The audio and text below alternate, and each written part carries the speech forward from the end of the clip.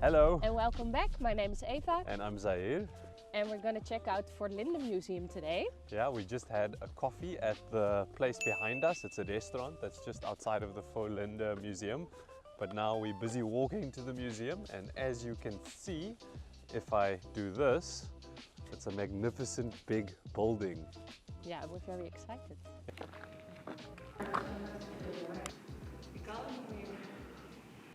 The first exhibition we're visiting is Stilte in a Storm. And it's funny because they also have stilte op sokken, so silence in socks. In the weekends you go into the museum an hour before opening and you can visit it on your socks.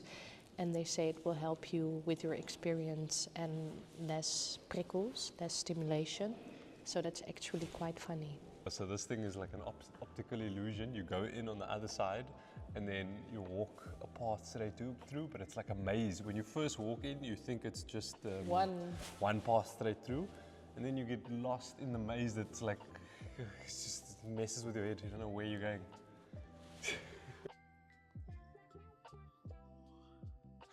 Joking. We just went to Voorlinden Museum and it had an exhibition running Silence in the Storm. Yes. And it was really two extremes of it. Yeah. One was like the quietness of nature and the time to think about things. Yeah, there was definitely, it was silent in the whole thing. Everyone was very focused on the installations. So it was one of the more quiet and like serious exhibitions that we went to. Yeah, and the other part is what the art is telling you. So it's actually telling me, if I speak for myself, all the craziness that's going on in the world, by the art that I saw. So it really reflects on the society we live in now, especially. Okay. Yeah. So, for instance, the last piece, the ropes, it was like a black room with ropes that were going faster. Yeah, and there was a spotlight. It was a completely black room and dark with a spotlight shining on the ropes. So the artist is trying to make you also fear things. Yeah, because it gets faster and faster, and the sound is very intense. It's very intense, and it even says if you have a kid, maybe hold it. Yeah. So he really tried to sort of scare you or make you feel something from the inside. Yeah.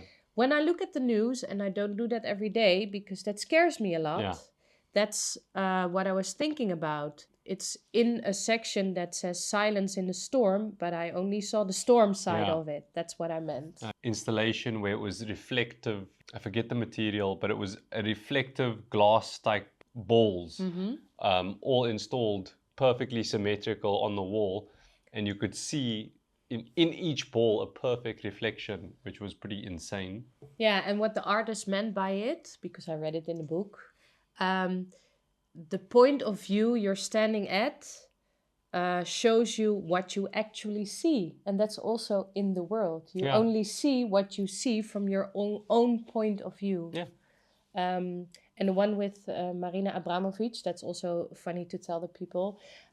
So you can not buy a ticket for the museum, but you sign up to be in her art piece for an hour. You get a headphone on with sound noise, and you need to count the peas and the rice. Yeah, in the middle of the exhibition with people all around, like people just walking past. Taking pictures, videos, what we did. Yes, you become the artwork there. Yeah, and she made that installation for you to really sit down and be alone in a space with a lot of people and to reflect on things. So that was, I guess, the silent part of the storm. Yeah. Yeah, so very interesting. And then the other side, there was a mix of, there was one or two new installations, and then it was a mix of older, kind of like a political piece with mics and a spotlight on a short piece of writing that stood up with a page, and just rows and rows of them, and they each have like a message written by some activist or theorist or just journalist that's currently being detained or had been detained. So it was kind of a commentary on freedom of speech and how you can't really speak your mind anymore. And then, Yeah, I also wanted to add to that, there was also a soundscape coming from the mics. Oh, yes. Where you hear all the people. I don't know if it's actually the people who wrote the things, but you hear a lot of people. And sometimes they all speak together and sometimes only one of them speaks. And because you're walking like in the mics. Yeah, in the rows. In the rows. Yeah. It's like really you are in the art piece. You are. It's one whole.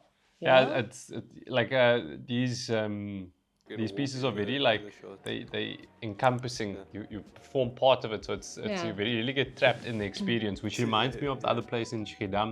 I forget the name. The Monopole. Yeah, which was just like it's so visceral and all your senses are going that it gets you good. And then for the most part, everything there was more like optical illusions or sensory illusions. So you feel very like a distortion of like, whoa, am I in the right place? What's going on? Am I upside down? What's going on? So it just throws your senses completely off. And I think that's more of the experience of the other side as opposed to what political thing we just come from, you know? Yeah. And there's also one exhibition that's opening soon. Claire Tabouret, Weaving Waters, Weaving Gestures. That's what's coming up next, and I'm sure it's going to be great because it's very surreal art and like it's out there. You have to also think a bit to get it. It's not as it's very subtle. It's not as overt as some of the other places, but it's definitely a very cool museum to go check out. Definitely. And I think we went there. This is our second time there. We went there a couple of years ago. But yeah, it was very fun, and we enjoyed it. Highly recommend. Yes, definitely. And we also hope you enjoyed our vlog. Yeah. And subscribe and like. See you next time.